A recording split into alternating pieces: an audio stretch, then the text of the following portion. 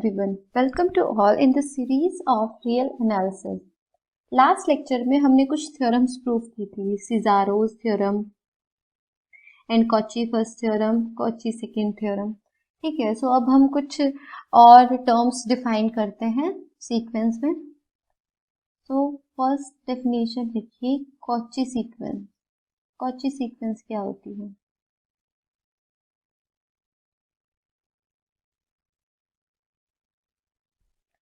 So a sequence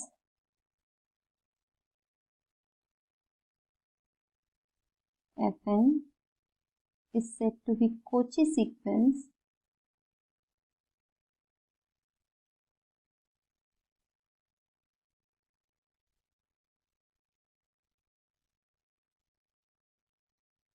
if for any epsilon greater than 0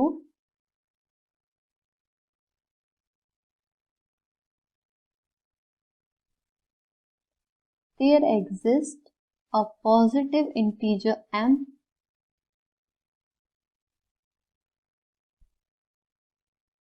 such that Fn minus Fm is smaller than epsilon whenever n is greater than equal to m.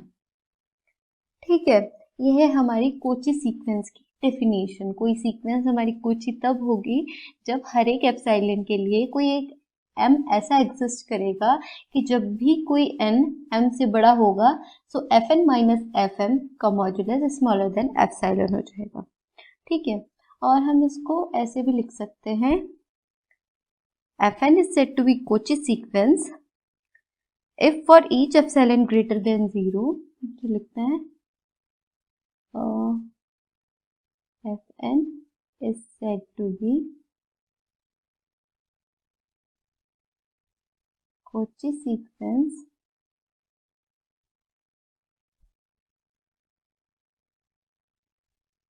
if for all epsilon greater than 0 there exists a positive integer m such that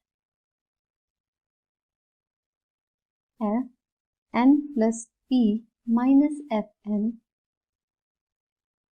is smaller than epsilon whenever n is greater than equal to m and p is greater than equal to 1. ठीक है, और Fn1 minus Fn2 हम ऐसे भी लिख सकते हैं इसको, smaller than epsilon whenever n1 n2 is greater than equal to m. ठीक है, तो ये तीन तरीके से हम कॉची सीक्वेंस को डिफाइन कर सकते हैं. तो ये तीन तरीके हैं हमारे कॉची सीक्वेंस को डिफाइन करने के. एक एग्जांपल ले लेते हैं कॉची सीक्वेंस का. एग्जांपल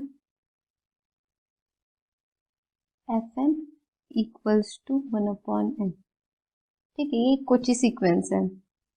तो देखते हैं कैसे. Let epsilon greater than 0 be given and if n is greater than m then consider Fn minus Fm क्या हो जाएगा 1 upon n minus 1 upon m. ये किसके इक्वल हो जाएगा m minus n upon mn. अब देखिए n बड़ा है m से. ठीक है, सो अगर हम मॉड्यूलस इसका हटा दें सो हम ऐसे लिख देंगे n माइनस, ये टर्म नेगेटिव हो जाएगी ना, तो हमें पॉजिटिव करने के लिए हम ऐसे लिख देंगे m n. ये जो है अभी ही छोटा होगा 1 अपॉन n से. ऑब्जर्व कीजिए खुद, क्योंकि ये n माइनस m एक पॉजिटिव वैल्यू है, ये एक बड़ी वैल्यू है, बहुत बड़ी वैल्यू है, पर n से तो हमेशा छोटी होगी ये. ठीक है, सो अगर ये n से छोटी है, ये कुछ इस टाइप जो 0 और 1 के बीच में आएगी कुछ. ठीक है, ये जो वैल्यू होगी n minus m upon n, ये 0 और 1 के बीच में आएगी, ठीक है। सो इफ ये 0 और 1 के बीच में आ रही है देन हम इसको ऐसे लिख सकते हैं n minus m upon n is smaller then 1। सो हमने यहाँ पे यही किया, इनइक्वेलिटी लगा दी एंड यहाँ पे 1 अपॉन m लिख दिया, ठीक है। इसको 1 से रिप्लेस कर दिया, ठीक है।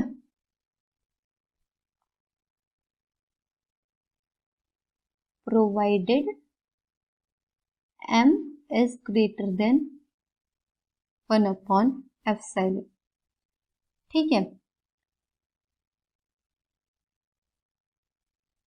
Then let m be a positive number greater than 1 upon epsilon, then an minus am is smaller than epsilon for all n greater than equal to m। ऐसा लिख सकते हैं हम। Hence 1 upon n is a Cauchy sequence।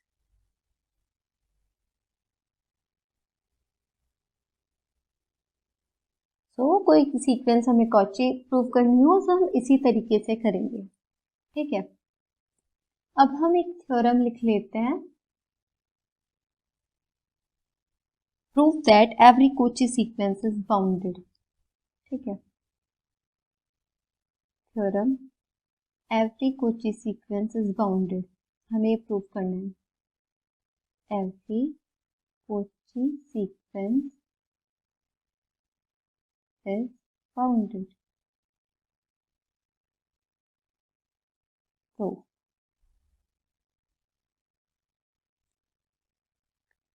let Fn be a Cauchy sequence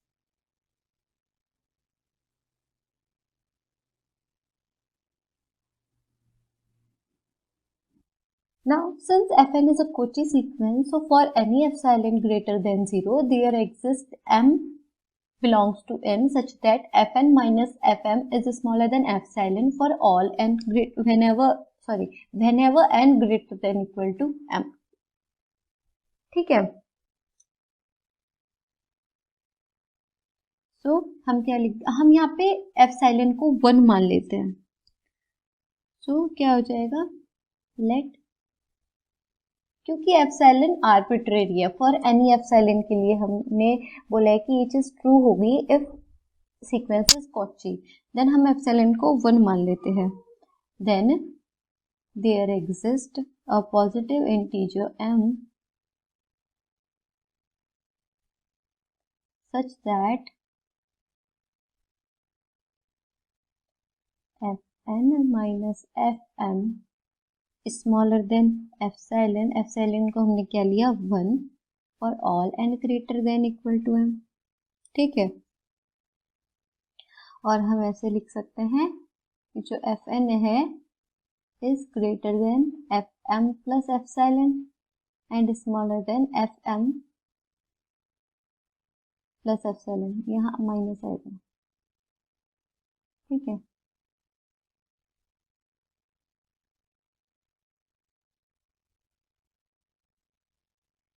हमने epsilon क्या लिया था 1, तो हम यहाँ 1 लिख देते हैं। Fm minus 1 and Fm plus 1 for all n greater than equal to m।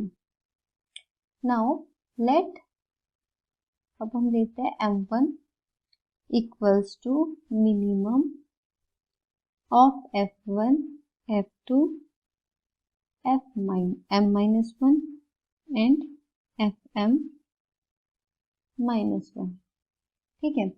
And m2 हमने क्या लिया, maximum of f1, f2, fm plus 1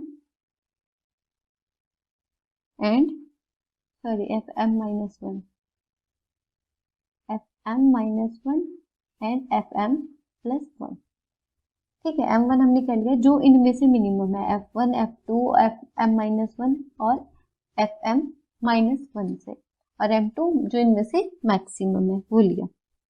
then जो fn है वो ग्रेटर देन इक्वल टू हो जाएगा m1 के, क्योंकि m1 क्या है, मिनिमम है F1, F2, F-1 and Fm -1 से। एंड सिमिलरली ये स्मॉलर देन इक्वल टू हो जाएगा M2 से। सभी n के लिए ये चीज होल्ड होगी। सो हमें कोई ऐसे दो इंटीजर्स मिल गए जिनसे Fn की हर एक टर्म M1 से बड़ी है एंड M2 से छोटी है। सो ये इसके लोअर बाउंड्स हो गया और ये इसका अपर बाउंड हो गया। ठीक है, so Fn is bounded below as well as bounded above, hence sequence Fn is bounded। ठीक है, थ्योरम प्रूव हो गई। अब हम Cauchy general principle of convergence पढ़ेंगे। ठीक है,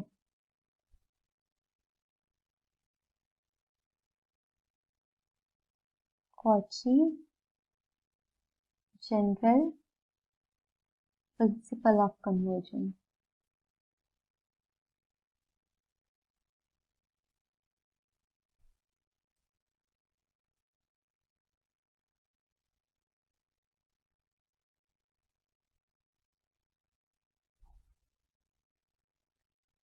A necessary which states that a necessary and sufficient condition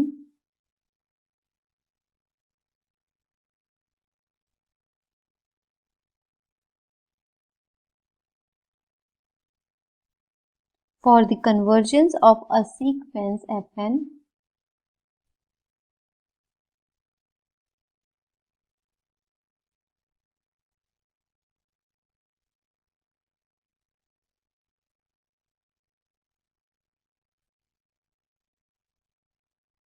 is that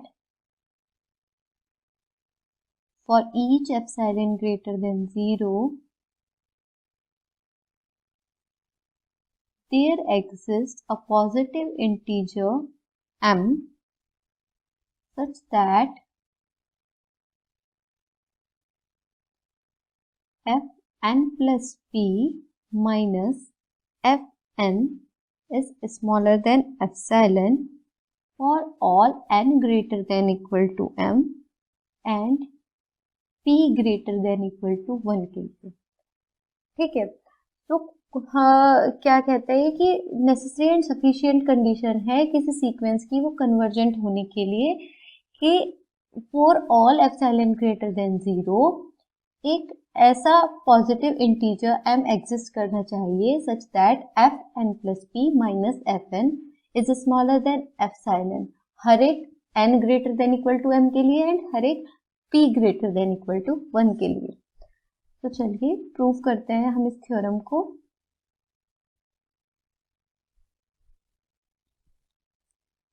So let Fn be convergent sequence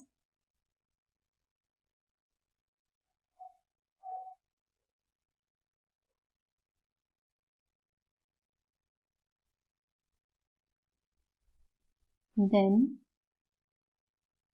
for epsilon greater than 0, for any epsilon greater than 0, there exists a positive integer m that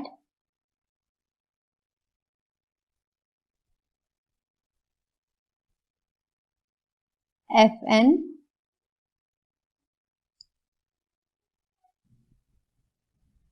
is smaller than epsilon for all n greater than equal to m। देखिए every convergent sequence Cauchy sequence होती है तो हमने ये लिख दिया। ठीक है, convergent sequence implies Cauchy sequence. तो हमने ये कॉची सीक्वेंस में जो कहा था Fn minus Fm is smaller than epsilon for all n greater than equal to m। So हमने ये लिख दिया यहाँ पे। ठीक है, now Fn plus p minus Fn क्या होगा? Fn plus p minus Fm लिख देंगे प्लस Fm माइनस Fn लिख सकते हैं हम ऐसे। ठीक है, इसको ये स्मॉलर देन इक्वल टू हो जाएगा by triangle inequality. Fn plus 1 minus Fm plus Fm minus Fn। ठीक है, ट्रायंगल इनइक्वालिटी क्या कहती है हमारी?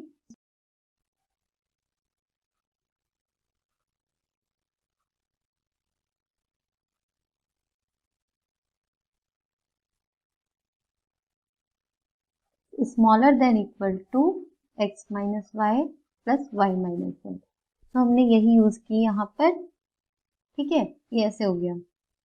यहाँ पे जो p है वो ग्रेटर देन इक्वल टू 1 है, लिख लेते हैं where p is greater than equal to 1।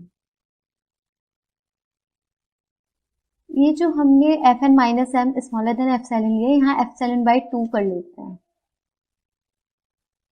ठीक है, सो हम यहाँ क्या लिखेंगे, ये स्मॉलर देन इक्वल टू हो जाएगा, स्मॉलर देन हो जाएगा एप्सिलॉन बाय 2 से प्लस एप्सिलॉन बाय 2 से, because f n minus F m smaller than है एप्सिलॉन बाय 2 से हर एक n greater than equal to m के लिए।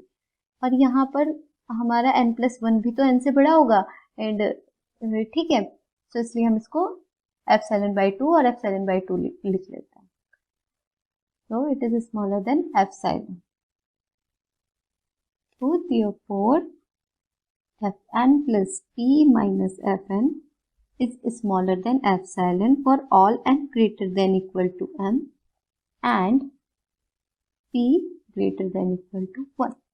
ठीक है, एक साइड हमारी प्रूव हो गई, अब हम दूसरी साइड इसकी प्रूव करते हैं।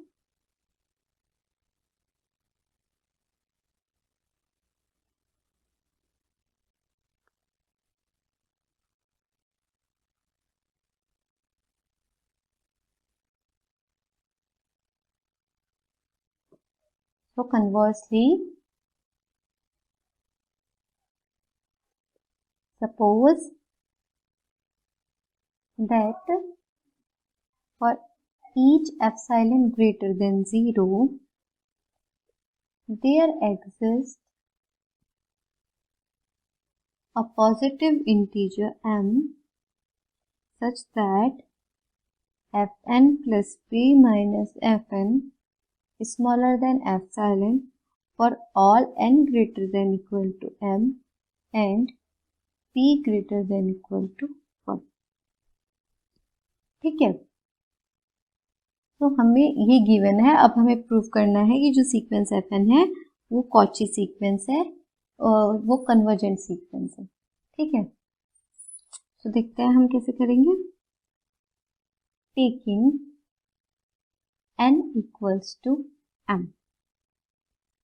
हमने n को क्या ले लिया m, तो हमें क्या मिलेगा, we get f n plus p minus F m is smaller than epsilon where p is greater than equal to 1। This implies that fk minus fm is smaller than epsilon for all k greater than equal to m। ठीक है, ये इसको imply करेगा। देखो यहाँ हमने n को m से रिप्लेस कर दिया। ठीक है, और जो ये है m f m plus p minus F m, m plus p हमेशा एम से बड़ा होगा, सो हम एम प्लस पी को के लिख लेते हैं। F K minus F M is smaller than epsilon for all K greater than equal to M. therefore fn is a Cauchy sequence. ये कॉची सीक्वेंस की डेफिनेशन होती है ना, तो fn is a Cauchy sequence by definition, convergent also। Cauchy sequence imply convergent sequence, so fn is a Cauchy sequence, this implies that it is a convergent sequence। ठीक है, तो ये theorem हमारी प्रूव हो गई, Cauchy general principle of convergence. ठीक है, अब हम कुछ क्वेश्चन सॉल्व कर लेते हैं।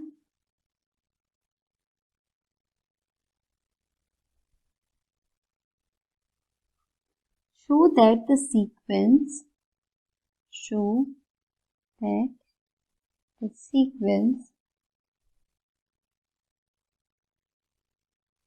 defined by fn equals to minus 1 raised to the power upon n converges है। हमें शो करना है कि ये जो सीक्वेंस है हमारी ये कन्वर्ज कर रही है। ठीक है,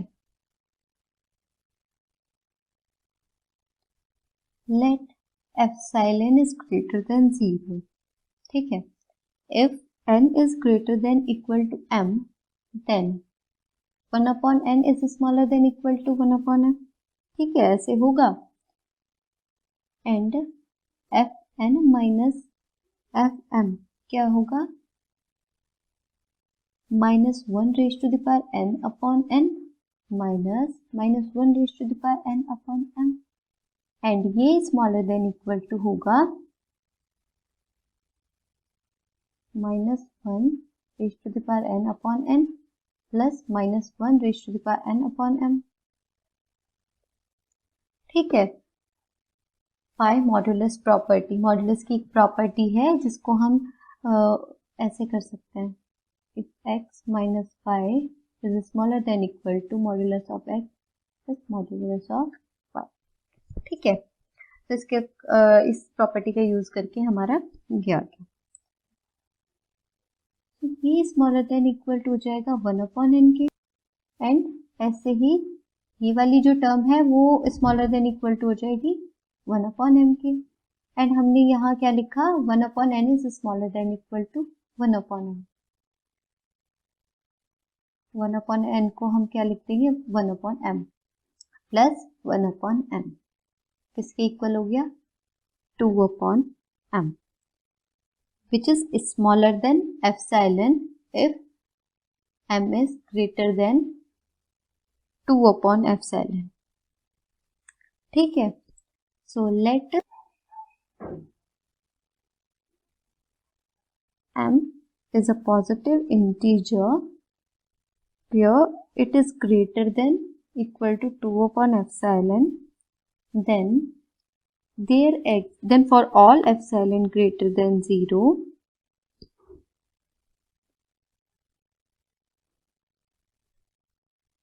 fn minus fm is smaller than epsilon for n greater than equal to n।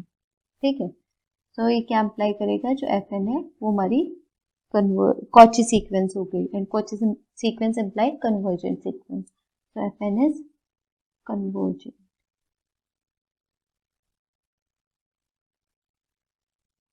Fine, एक और क्वेश्चन देखते हैं।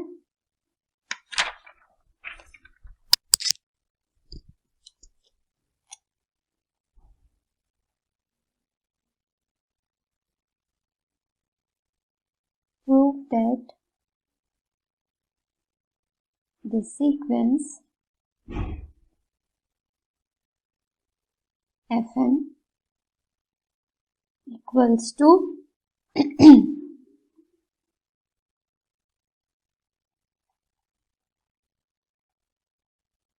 is not convergent।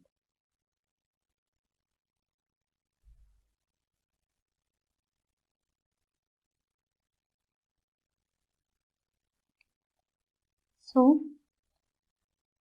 हम ये कॉन्ट्राडिक्शन से प्रूव करेंगे। सपोज कर लेते हैं कि ये जो सीक्वेंस है वो कन्वर्जेंट है। ठीक है, लेट अस सपोज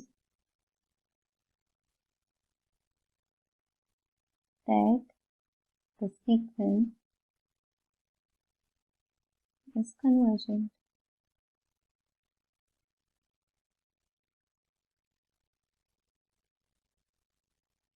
ठीक है, सीक्वेंस fn इज कन्वर्जेंट। तो ये कन्वर्जेंट है और हम एप्सिलॉन ले लेते हैं 1/2 and let epsilon equals to 1/2, then there exists a positive integer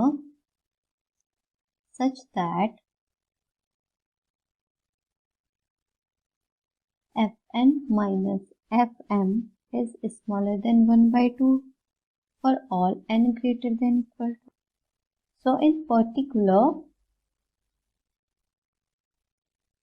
take n equals to 2n। हम n को क्या ले लेते हैं? 2n। then f(2m minus fm is smaller than 1/2 for all m belongs to n. ठीक है, अब देखते हैं हमारा f(2m minus fm क्या होगा. Now f(2m minus fm equals to 1 plus 1/2 plus 1/3 plus 1/2m minus 1 plus 1/2 plus 1/3 plus 1/m. ठीक है, यहाँ कहीं बीच में 1/m आ रहा होगा. ठीक है, तो ये किसके इक्वल हो जाएगा, 1/m plus 1 plus 1/m plus 2. सारी टर्म्स कट जाएंगी, 1/m तक जितनी भी टर्म्स होंगी वो सारी कट जाएंगी. तो हमारा ये बचेगा m plus 3 plus 1/2m. Fine.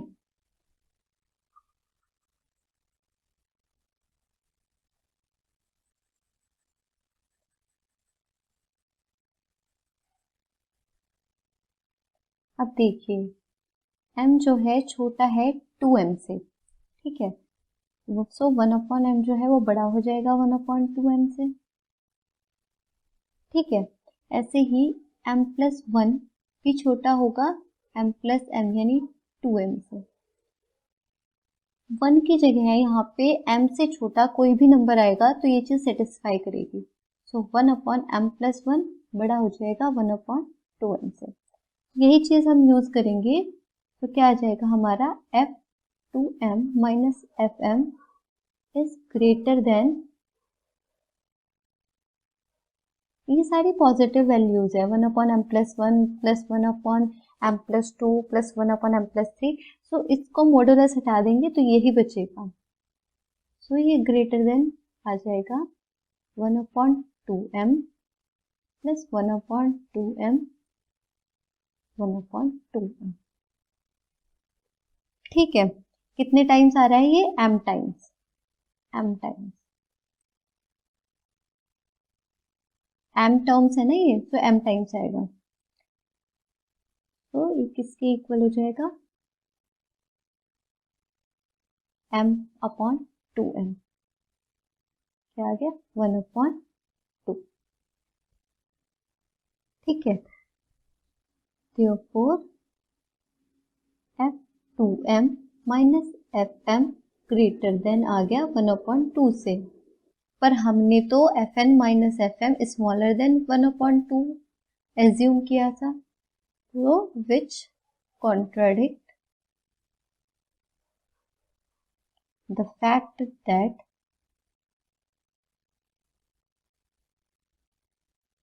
f(2m minus fm is smaller than 1/2. Hence, fn is not convergent.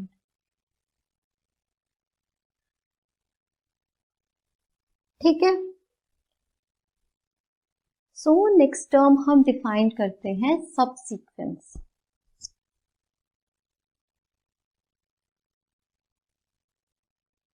सब sequence. So fn be a sequence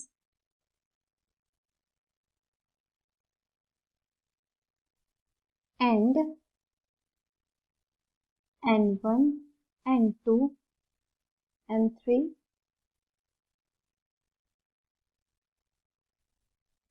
be a sequence of positive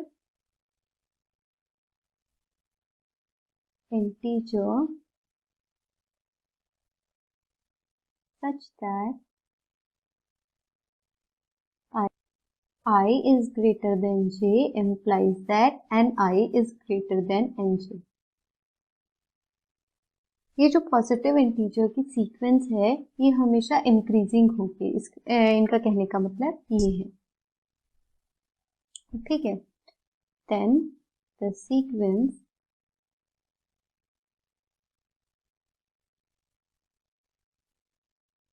F and K is called a subsequence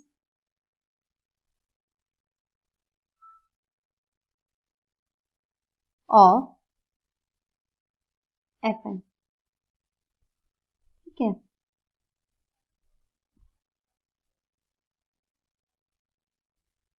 यहाँ पर ये जो condition है I greater than J implies Ni is greater than Nj guarantees that the order of the term of a subsequence is the same as that of the given sequence. ठीक है, तो examples देख लेते हैं। हमारे पास sequence है natural number की जो सीक्वेंस है, ठीक है, Fn इक्वल्स टू n।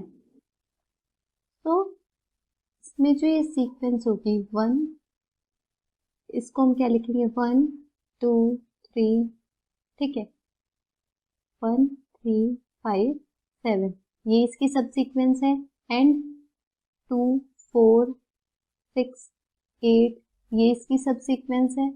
ऐसे ही हम 3 के मल्टीपल्स अगर ले लें 3 6 9 12, ये भी इसकी सब सीक्वेंस है। ठीक है, कंडीशन सिर्फ ये है जो ऑर्डर है सीक्वेंस का वो वैसा ही रहे, ऐसा नहीं है कि हम 3 पहले लिख दें और 1 बाद में। ठीक है, समझ आ गया? तो ये होती है सब सीक्वेंस। नेक्स्ट हम एक थ्योरम लिखते हैं।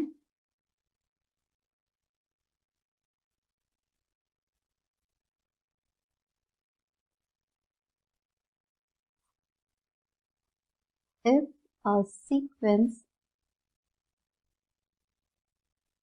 Fn converges to L, then every subsequence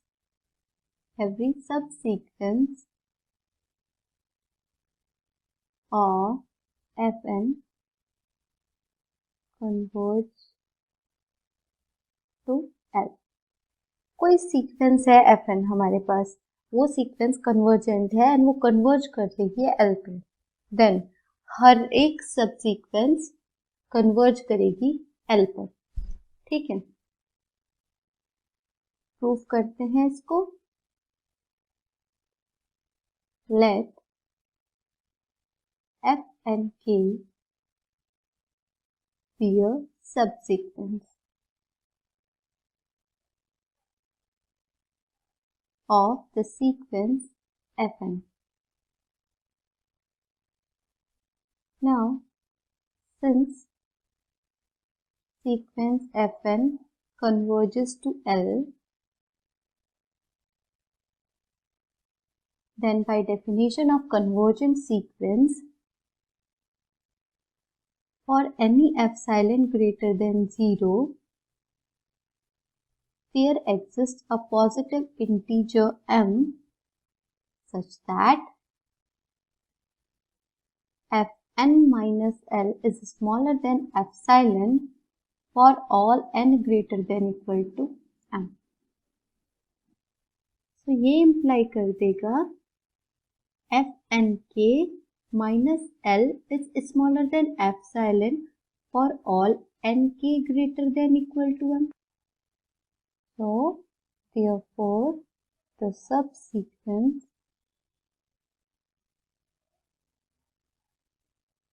Fnk converges to L. Fine. So ये हमें पता चल गया कि कोई सीक्वेंस होगी Fn, अगर वो कन्वर्जेंट है, वो कन्वर्ज कर रही है किसी लिमिट L पर, देन जो उसकी सब सीक्वेंस होगी, जितनी भी उसकी सब सीक्वेंस हम डिफाइन कर सकते हैं, वो सारी कन्वर्ज करेगी L पर। ठीक है, अब हम एक बहुत ही इंपॉर्टेंट थ्योरम प्रूव करेंगे कि every bounded sequence has a convergent सब सीक्वेंस। ठीक है,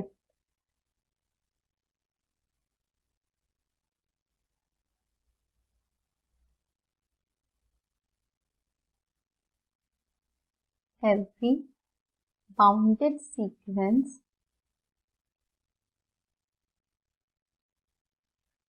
has a convergent subsequence.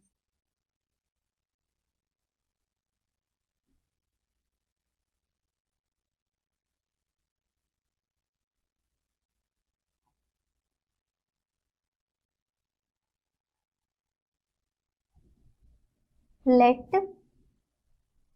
Xn be a bounded sequence.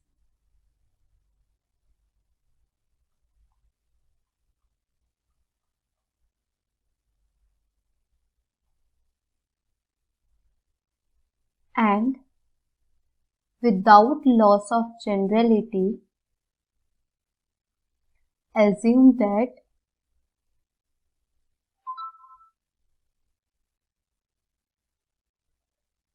every term of the sequence lies in the interval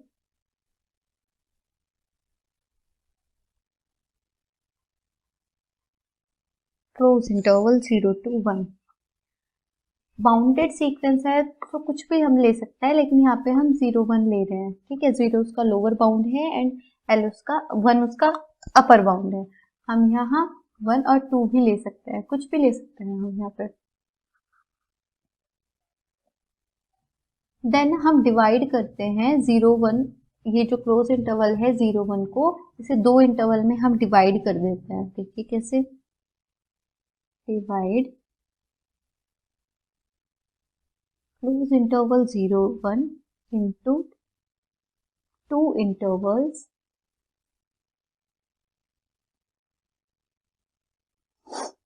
close interval 0 to 1 by 2 and close interval 1 by 2 to 1. Now since Xn is a bounded sequence, then at least one of the half interval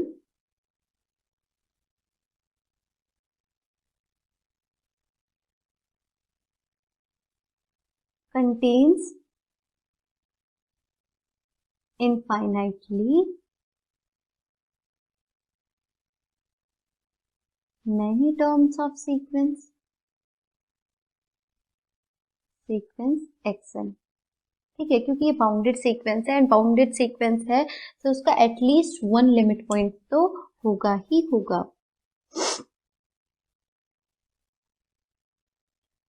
उस interval को हम I1 कह देते हैं. Denote that interval by I1 whose length is 1 by 2. Here length of I1 is 1 by 2 and let Xn dash be that sequence, that subsequence of Xn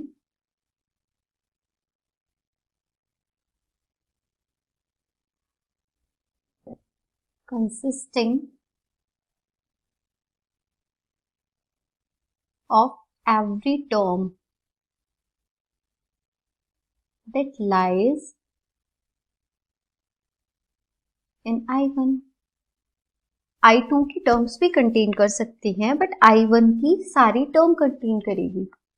ठीक है, now अब हम क्या करते हैं, डिवाइड I1 into 2 halves.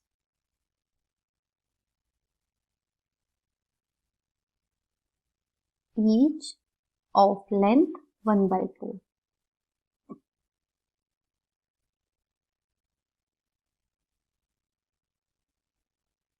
ठीक है, तो किस टाइप के इंटरवल होंगे, जैसे हमने लिए 0 to 1 by 4 and 1 by 4 to 1 by 2. ठीक है, so at least one of which contains infinitely many terms of subsequence x n dash। ठीक है, और हमने उसे डिनोट कर देंगे I2 से।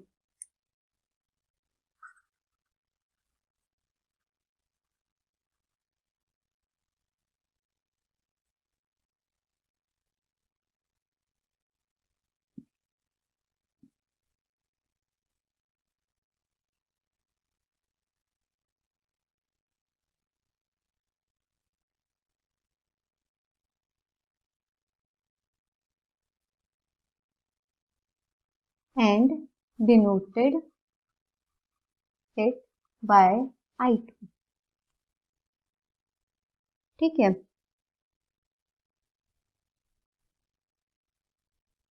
now let x n double dash be the subsequence of x n dash, subsequence of x n dash consisting of all the terms that lie in I2।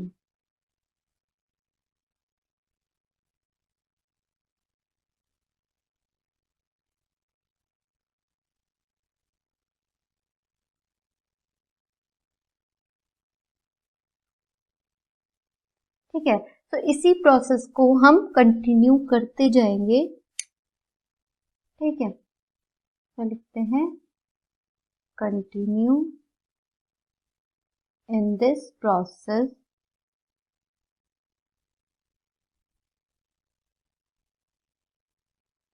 We construct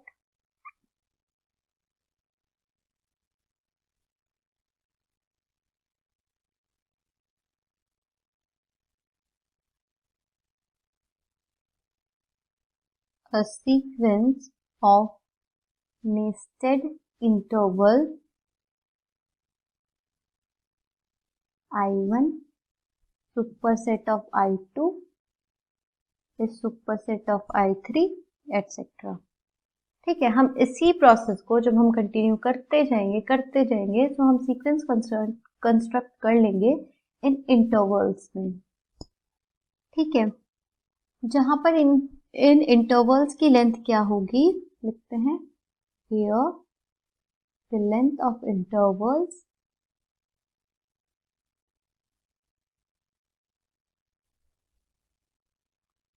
in is 1/2 raised to the power n।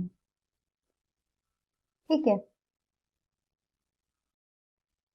जो ये sequences हैं x n dash, x n double dash, x n triple dash, जितनी भी sequences बनेंगी ये हर एक element contain करेगी इन particular interval. ठीक है, x n double dash consist करेगी सारे टर्म्स जो लाई कर रही हैं I2 में। ठीक है, तो जो हमारी ओरिजिनल सीक्वेंस हो गई एक्स एन, हर एक interval contains infinite number of terms of that sequence. ठीक है, तो लिख लेते हैं and each interval contains an infinite numbers of the term of original sequence।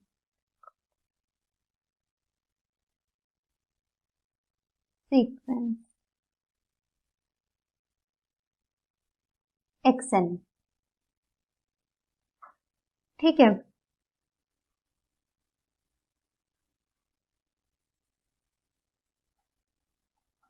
And finally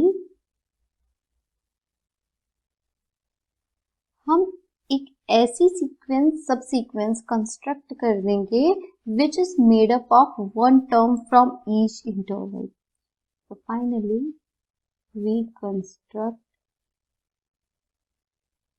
a sequence subsequence Zn of Xn made up of one term from interval I। ठीक है, तो जो ये सब सीक्वेंस होगी ये कॉची सीक्वेंस होगी। So this सब sequence is Cauchy because for all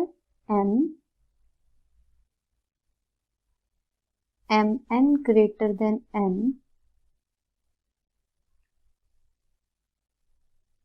जो हमारी zm minus zn smaller than 1/2 raised to the power n, ये क्या है, इंटरवल की लेंथ है। समझ आ गया? So therefore the subsequence Zn is conversion।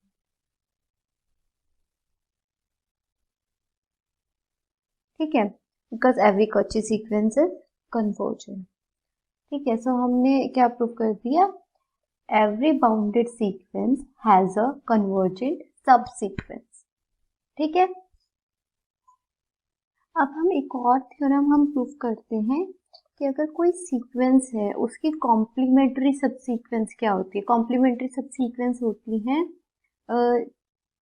जैसे n1 n2 n3 है, तो जो fn की होगा एंड fn सपोज यहाँ p है, ठीक है, n के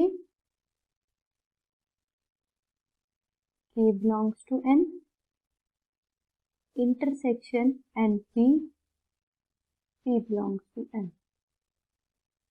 should be empty। ठीक है, तो इस टाइप की सीक्वेंसेस हमारी क्या सब सीक्वेंसेस क्या होंगी, कॉम्प्लीमेंट्री पेयर ऑफ सब सीक्वेंसेस। फॉर एग्जांपल जैसे हमारी सीक्वेंस है n, हमने एक टर्म डिफाइन कर, एक सब सीक्वेंस डिफाइन कर दी 1 3 5 7 एंड एक सब सीक्वेंस डिफाइन कर दी 2 4 6 8। ठीक है, तो ये दो सीक्वेंस है हमारी, ये है कॉम्प्लीमेंट्री पेयर ऑफ सब सीक्वेंस। ठीक है, तो हम जो थ्योरम प्रूव करेंगे वो है prove that if the subsequences a to n and a to n minus 1 of a sequence an both converges to same limit,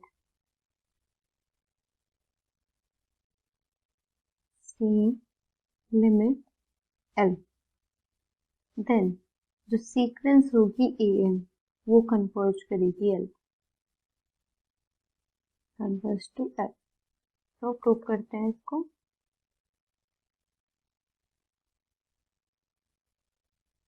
When epsilon greater than 0, there are natural numbers and suppose m1 and m2.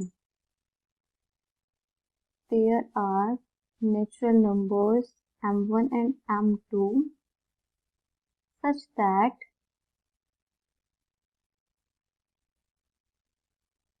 if n is an even natural number,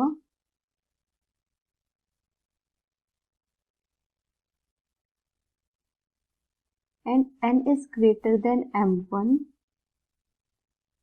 then an minus L is smaller than epsilon। ठीक है, and if n is an odd number or natural number, and n is greater than m2, then an minus l is smaller than epsilon. ठीक है, तो हमने क्या ले लिया, late m equals to maximum of m1 and m2. ठीक है, if n is natural number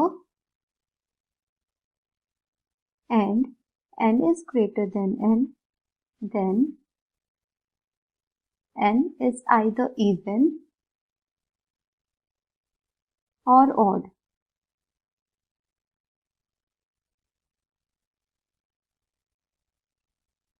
If even होगा then n is greater than m1 and if odd होगा n is greater than m2. ठीक है, दोनों केसेस में क्या हो जाएगा, an minus l smaller than epsilon आ जाएगा. ठीक है, तो ये प्रूफ हो गया कि कोई भी सबसीक्वेंसेस, कॉम्प्लीमेंट्री सबसीक्वेंसेस अगर हमारी कन्वर्ज कर रही है सेम लिमिट पर, देन जो सीक्वेंस होगी वो भी कन्वर्ज करेगी सेम लिमिट पर. ठीक है, अब हम एक क्वेश्चन सॉल्व कर लेते हैं.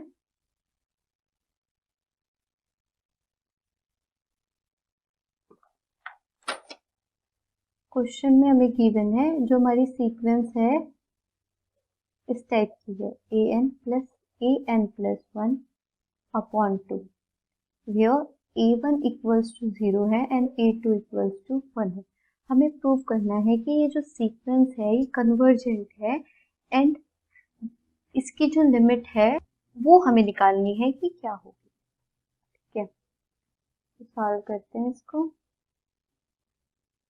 सबसे पहले देखिए a1 क्या है, 0 है, a2 क्या है, 1, a3 क्या होगा, a0 a1 plus a2 upon 2, that means 0 plus 1 by 2, 1 by 2.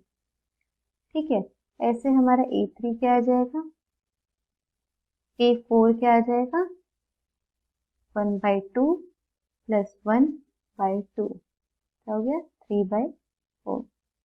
a5 क्या आ जाएगा, 1 by 2 plus 3 by 4, 5 by 8. एक और टर्म लिख लेते हैं a6, ये क्या होगी, 3 by 4 plus 5 by 8 upon 2, 11 by 16. ठीक है, अब ध्यान से देखिए, a1 a3 a5 ये हमारी इंक्रीज हो रही है, 0 1 by 2 5 by 8 इंक्रीज हो रही है. सो जो a1 है वो ग्रेटर देन होगी a3 से, a5 a7 इस टाइप से हो रही है. ठीक है, एंड जो b ये है a2 a4 a6 ये डिक्रीज हो रही है, a2 a4 a6 ये टर्म हमारी डिक्रीज हो रही है. ठीक है, तो हम सब सीक्वेंस बना लेते हैं. a2n क्या हो गई, a1 a3 sorry a2 a4 a6. ठीक है, इवन नंबर की सीक्वेंस हो गई. और एक बना लेते हैं a2n minus 1 a1 a5 a3 sorry a5. ठीक है, a2n क्या है,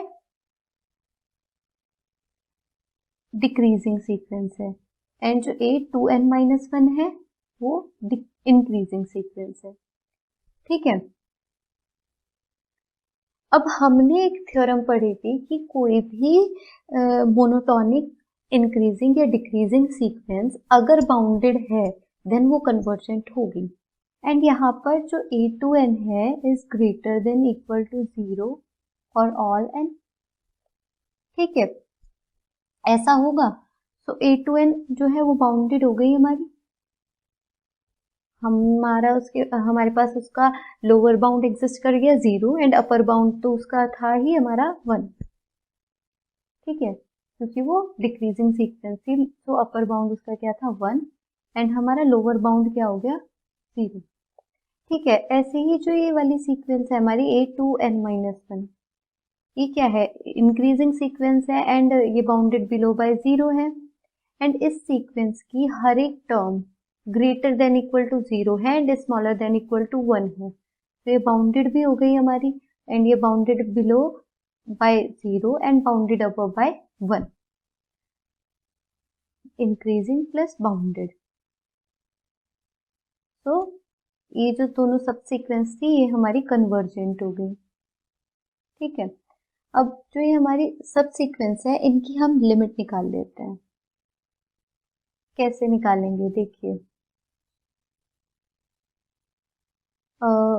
suppose limit of a2n L1 है and limit of a2n-1 L2 है। ठीक है, देन हमें क्या डिफाइन था, n+2 equals to an plus an+1/2।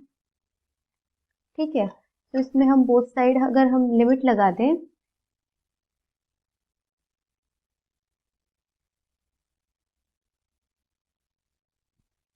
तो अगर an+2 इवन है देन an भी इवन होगी एंड an+1 क्या होगी, ऑड।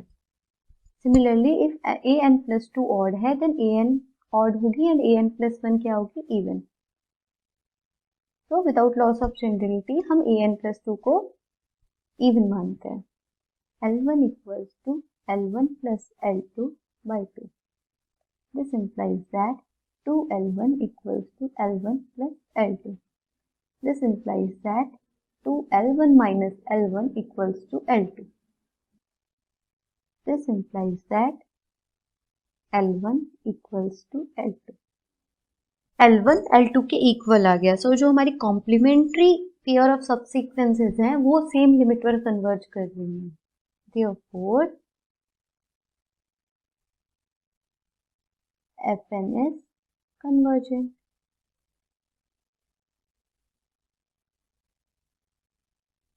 ठीक है, अब हम इसकी लिमिट देखेंगे क्या होगी। हमारे पास सीक्वेंस क्या गिवन थी, an+2 equals to an plus an+1/2, where a1 equals to 0 and a2 equals to 1/2। अब देखिए a3 क्या हो जाएगी, a1 plus a2/2, a1/2 plus a2/2, a4 क्या हो जाएगी, a2/2 plus a3/2, a5 a3/2 plus a4/2। ऐसे ऐसे जो हमारी an+1 है वो क्या हो जाएगी, an-1/2 plus an/2 and an+2 क्या हो जाएगी, an/2 प्लस an+1/2। ठीक है,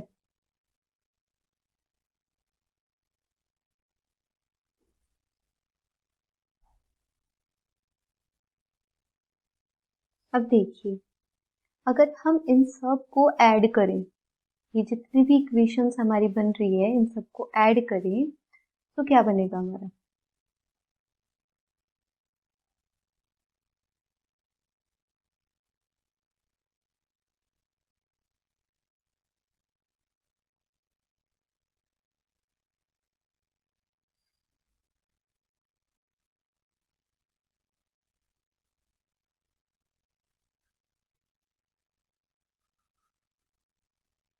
a3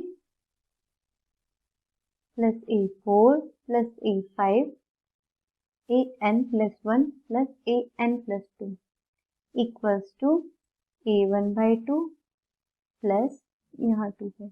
अब देखिए a2/2 प्लस a2/2 क्या हो जाएगा, a2, देन ऐसे a3/2 a3/2 क्या हो जाएगा, a3, सेम ऐसे a4 हो जाएगा प्लस करते करते ऐसे an-1 यहाँ कहीं होगा, जो an की टर्म होगी वो क्या होगी, an-2/2 an-1/2। तो यहाँ पे है तो क्या आ जाएगा an-1 प्लस ऐसे an हो जाएगा ये an एंड प्लस an+1/2। ठीक है, तो a3 से cancel, a4 a5 an+1 sorry an तक कैंसिल हो जाएंगे, an+1 कैंसिल नहीं होगा। ठीक है, an तक सारी टर्म्स कैंसिल हो जाएंगी। तो हमारे पास क्या बचेगा an+1 plus an+2 equals to a1/2 plus an+1/2। ठीक है, तो an+1/2 को इधर ले जाएंगे तो हमारे पास क्या बचेगा an+1/2 plus an+2 equals to a1/2। a2 भी आएगा, a2 भी तो बच रहा है, तो a2 भी आएगा, यहाँ हम लिख रहे प्लस a2। ठीक है, अब बोथ साइड हम लिमिट लगा दें अगर, तो हमारा क्या आ जाएगा l/2 प्लस l। ठीक है, बिकॉज ये कॉम्प्लीमेंट्री सबसीक्वेंसेस जो थी हमारी सेम लिमिट पर कन्वर्ज कर रही थी, ऑड हो चाहे इवन हो, किस पर कन्वर्ज कर रही थी वो l पर। ठीक है, l1 इक्वल्स टू l2 हमने l ले लिया। ठीक है, तो l ले लेते हैं यहाँ पे, इक्वल्स टू क्या हो जाएगा, ये कांस्टेंट है टर्म, तो a1/2 प्लस a2, तो क्या हो गया 3l/2 equals to a1 plus 2a2/2। 2 से कैंसिल हो जाएगा एंड l क्या आ जाएगी a1 प्लस 2a2/3। और यहाँ पर हमारी a1 क्या है 0, a2 क्या है 1/2, 1 हो जाएगी 3। 2a2 है, सो यहाँ पर 2 आएगा, फिर किसकी इक्वल हो जाएगी 2/3 इक्वल्स टू 2/3। ठीक है, तो जो लिमिट हो गई सीक्वेंस की क्या आ गई 2/3। ठीक है, सो आज के लेक्चर में हम इतना ही करेंगे। हमारी सीक्वेंस ऑफ रियल नंबर ये जो टॉपिक था वो कंप्लीट हो गया। नेक्स्ट लेक्चर से हम पढ़ेंगे सीरीज ऑफ रियल नंबर। ठीक है, थैंक यू।